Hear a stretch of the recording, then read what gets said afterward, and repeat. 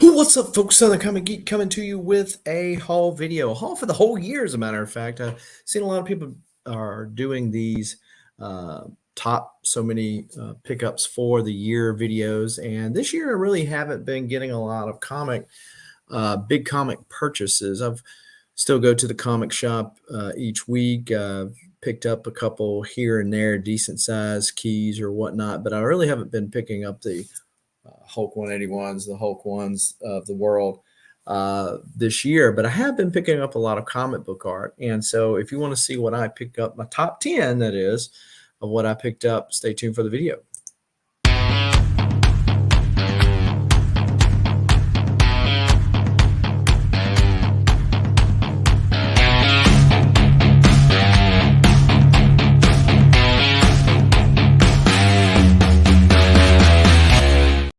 Now, before we get into all of this comic book goodness, comic book art goodness, go ahead and smash that like button for the YouTube algorithm. Hit the subscribe button as well as the bell notification. So when videos like this one drop ever so randomly, you are one of the first people to know and can make the conscious decision as to whether or not to watch it now or later. As long as you watch it, we appreciate you. We appreciate you so much that from the outset of this video, we're going to give you deals and the ways of coupons. So you can visit bcwsupplies.com if you need some supplies to keep your collectibles safe, your collectibles like comic books, cards, records, etc.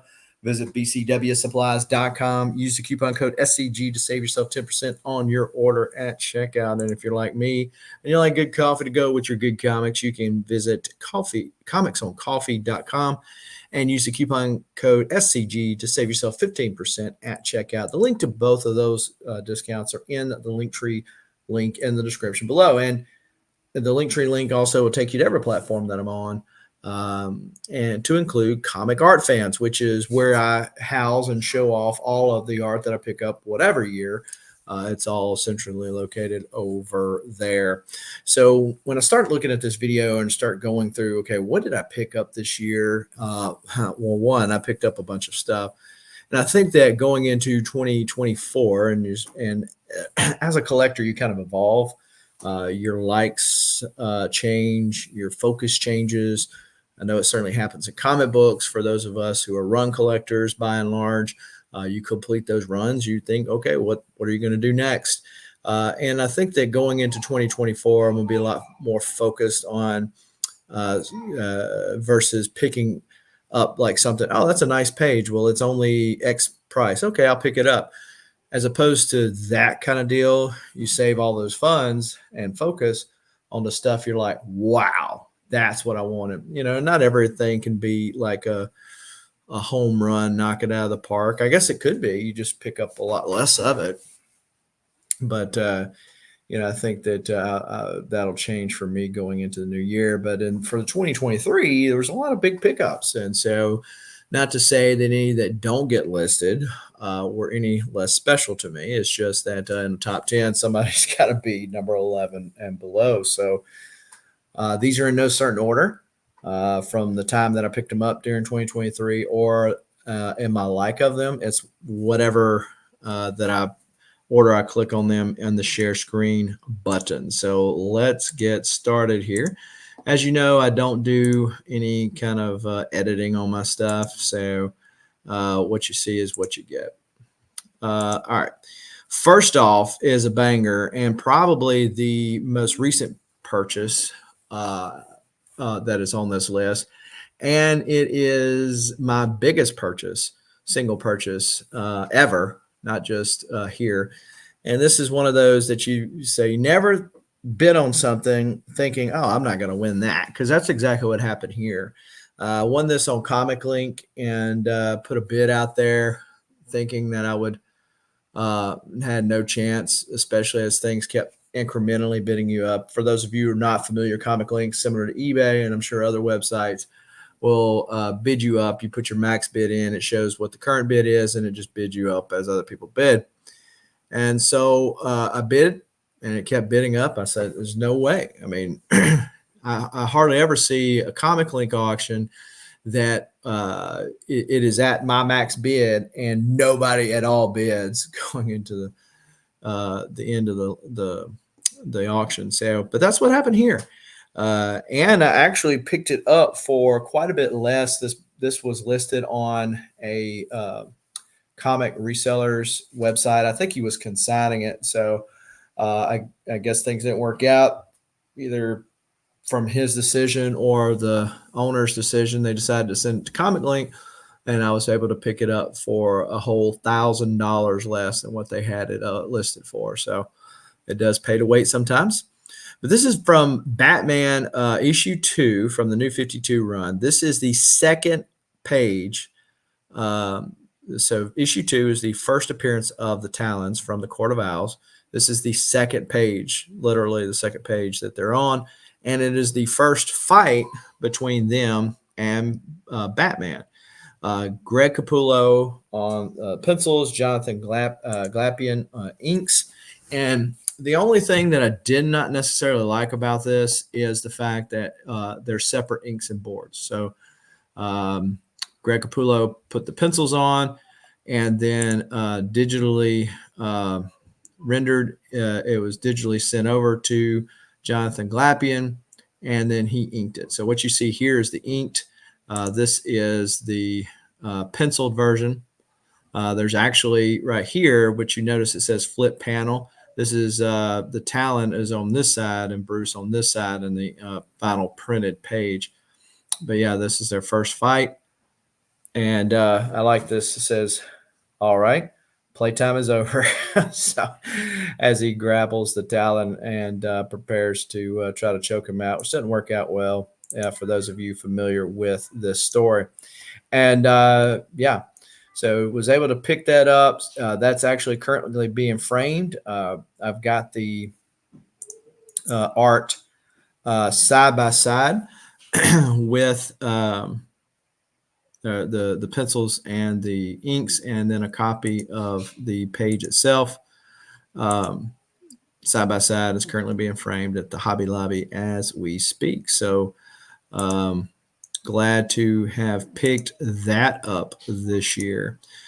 It says Greg loved that storyline. Definitely was one of my wish lists. Like, okay, I want to get something from that storyline. There was actually a page, not quite as good of a page, but as affordable as that one that was on their website. And I was like, I might have to just deal with that one. Not that it's a bad page, mind you, but it was not a fight scene. It was not a page from the second issue. So for those of you who are familiar with that run and those pages, they can get quite pricey. So it was my biggest purchase, but not near as pricey as what it could have been, as I aforementioned. So be sure to check things out. Okay, so one of the other things that I like to pick up, and this is a case with this one, which is pages specifically from First Comic Books. So this is the first Hulk comic that I had, Hulk 290. And I was actually seeing this on the Dueling Dealers of Comic Book Art, and was able to pick this up. And so this was not just a page from that issue, as luck would have it, but it's also a very key page from that issue, because as you can see, MODOK kills the Abomination here. Boom, he's shattered to the wind. This is the first appearance of Miss MODOK in this issue, and here is where she turns on MODOK, and they're going to start fighting each other. So yeah, I mean, it's just a fantastic page. Was able to pick it up and actually get Berkey to discount it, because it, for those of you familiar with that show, you know that they are subject to do deals when the duel is close, and it was that night, so was able to pick that up. And going into 2024, that's one of the things that I want to try to focus on. There's Justice League Annual #1, the first comic book I ever read, Amazing Spider-Man. Is it 233 maybe? Which is the death of the tarantula. I'd like to pick pages from those books up, I know where the cover to the Amazing Spider-Man one is, and there's no way that's going to happen. But anyway, so kind of want to focus on getting some pages from books like that going into the new year. And if I'm not like just, hey, look, squirrel, that's a nice page from a great artist, but it's not exactly what I'm looking for, then if I save my funds from things like that, I can focus those funds on picking up those type of things that I really want to pick up. So let's show the next one. This is a Heritage buy. This is Solar Man of the Atom issue 10. For those of you who remember, this is the black cover. There's a this is the first, not only the first appearance of the Eternal Warrior, but this is the first time in this issue, first page.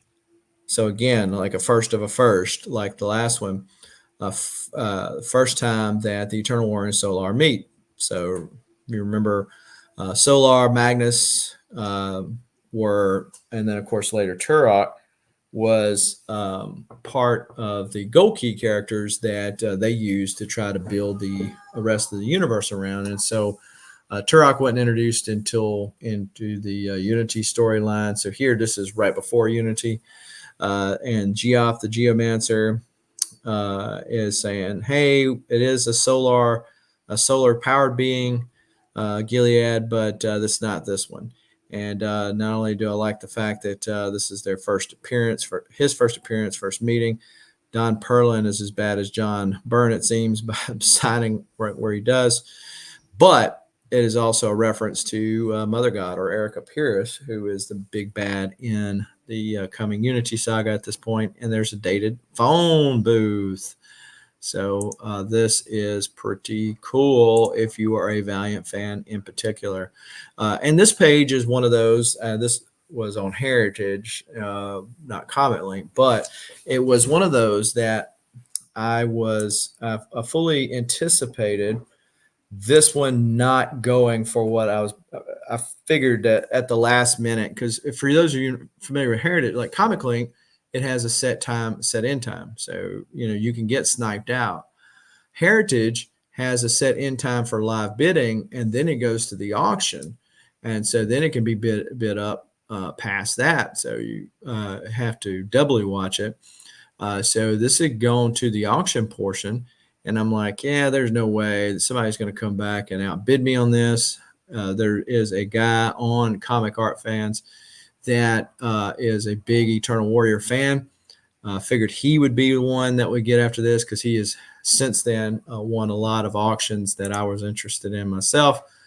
And he says, "Oh, I didn't even realize that this was a thing. So, or that this was up for sale. Otherwise, I would have." So, as fortune would have it, here we go. So, pretty dope. Another first appearance and first meeting. So definitely some of the top tier pickups there. So this next one is a pencils only page by Mike Choi. So Mike Choi, this is from the let's see, Second Coming, where Hope is now an adult. They bring her back to fight Bastion, and so this is like right at the end of the storyline. We got X-23, we got Colossus, and then Wolverine and Cyclops both notice that Hope is phoenixed out, and they're like, okay, here, this is what we've been waiting for. And so when Cyclops looks and then she looks back at him, I'm like, wow. I actually got this in a deal off eBay with the page before this, which was a full page splash, but just that icing just really made this page, I think. I just noticed that these little things, these are Wolverine's claws here. But so, and yeah, here's the printed page here, so you can see what it looks like. So pretty dope. And yeah, there we go. So stop sharing that one.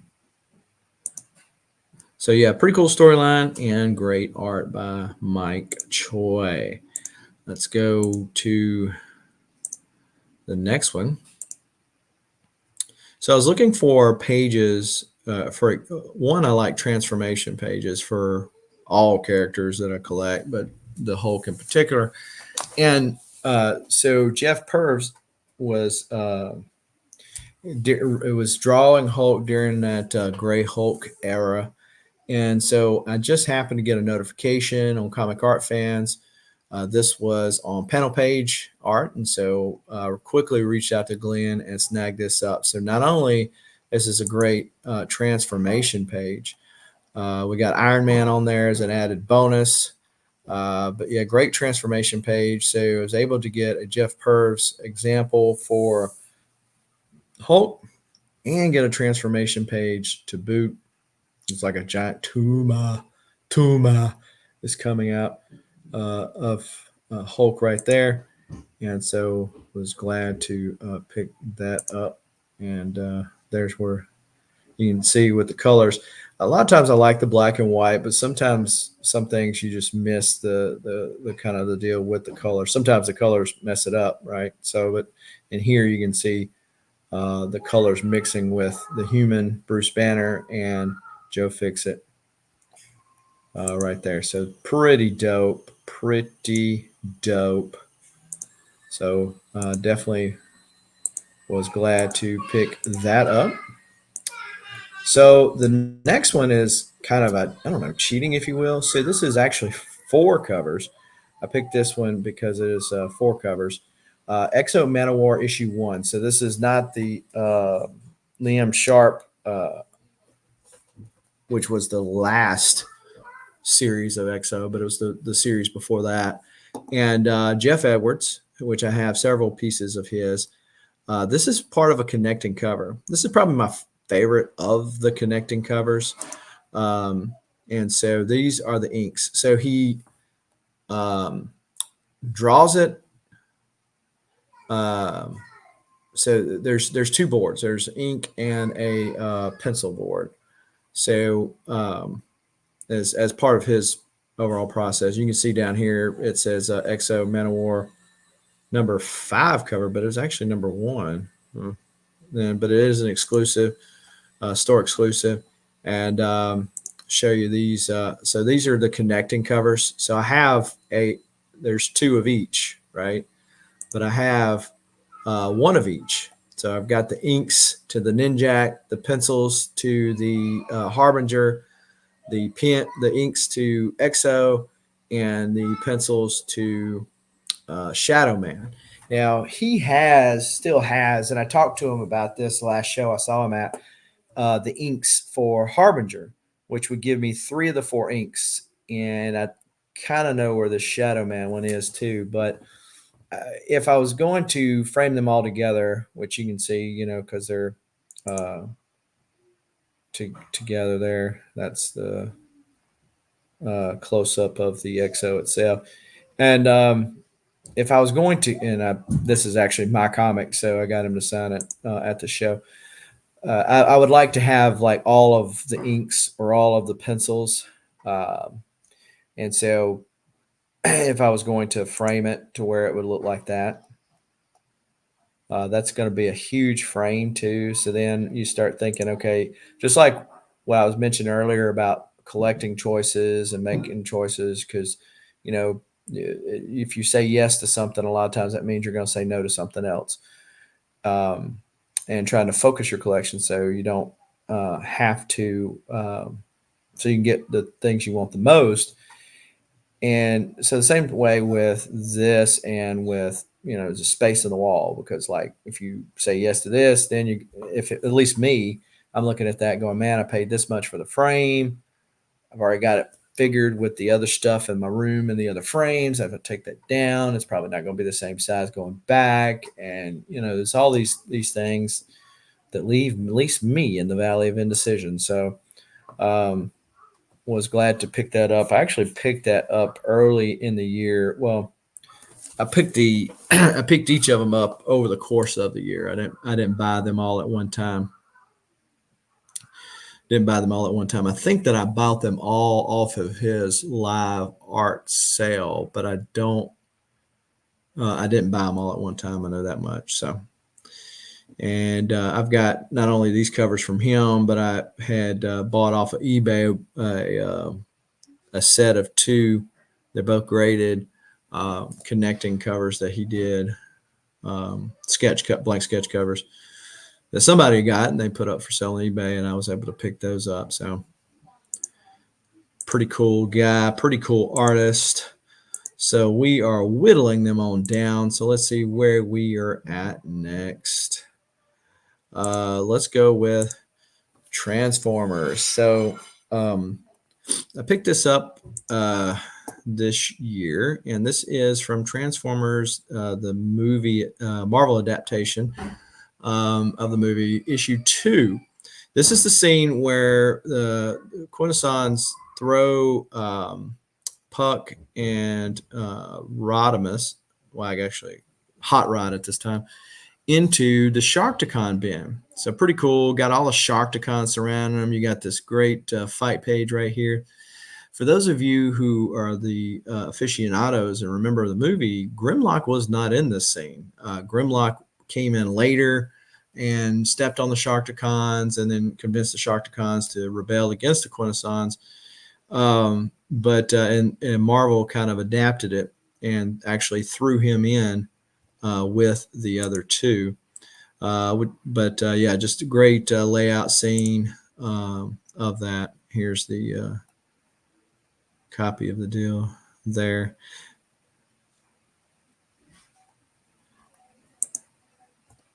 So pretty dope, if you ask me, and I guess my opinion is the only one that matters because I'm the one who paid for it. So, all right. So we are whittling this down. I think we got 3 left. 3 left. I can't believe it. Can't believe that I got through this quickly. Really. All right. So this is going to be from X-Men Volume 5. So the current run of X-Men, page 16. Josh Cassara both did the inks and the pencils on this. Really cool guy. His stuff is still relatively affordable comparatively to some of his peers. I picked this up at Dallas Fan Expo from him, straight from him, off of his table. I, ironically enough, in the hotel the night before, had read this issue.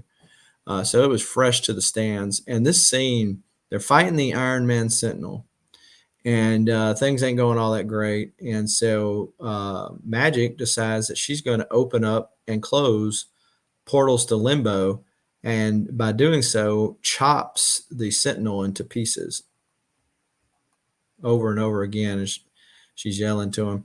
I kind of wanted to pick up the page after this that has all the scenes sitting around with the Sentinel head, because that was all that was left after she got through doing this. But just a really cool scene of chopping him up, and then that I guess half page, if you will, maybe, of the Sentinel and versus Magic was really great. So got him to sign it up here at the top. And I'm